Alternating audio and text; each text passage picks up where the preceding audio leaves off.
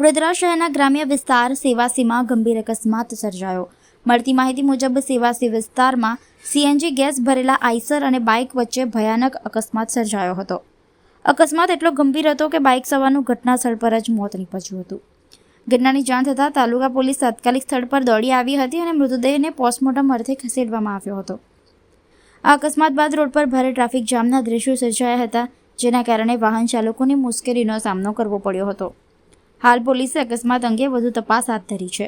એ road છે, ત્યાંથી જે વડોદરા સીએનજી ગેસનો ટ્રક આવતો હતો, પેલી પાર્ટી સામેથી બાઇક લઈને આવતી હતી, ડબ્બાની સાથે ને એ બી હતું. એટલે એ પાર્ટી આવી અને આ ભાઈએ થોડું ટર્ન માર્યો, એટલે એ ભાઈએ એકદમ જ અંદર બેસી ગયા આગલા ટાયરે. એટલે એ પાર્ટી ઘસરાતી પાછળના ટાયર પર આવી. પછી એમને શું કર્યું, મેઇન જે ટ્રકનો ડ્રાઈવર હતો ને એમને શું કર્યું, એમની વાઈફને તૈયારીમાં બચાવી લીધા. એમના વાઈફના પગ પર ટાયર ચડી ગયેલું અને એમના માથા પર બી ટાયર ચડી ગયેલું, પણ એમને વાઈફને બચાવીને એક સાઈડ પર મૂક્યા. પછી મેં કીધું તું ભાગતો ના, તું અહીં ઊભો રહે, તને કશું નહીં થાય. તો એમની વાઈફની મદદ કરી છે, એટલે તું નાહી ના જતો. તો પછી એ પાર્ટી જે ટ્રક ડ્રાઈવર છે એથી કૂદીને ફરાર થઈ ગઈ છે.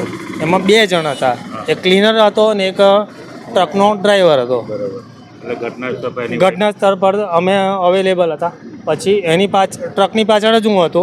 પછી મેં એને કીધું, મેં કશું ના કરીશ, તું ભાગતો ના, તને કશું નહીં થાય, તું બચાયા છે, તારો વાંક નથી. કારણ કે એ પાર્ટી આમેથી અંદર ઘૂસી ગયેલી હતી. તમે કહો તારા વરાવવાની એમથી એકદમ જરૂર નથી. તો મેં કીધું ત્યાર પછી મેં 112ને ફોન કર્યો, 108ને ફોન કર્યો. તો એમની વાઈફને તો હોસ્પિટલ પહોંચાડી દીધા છે.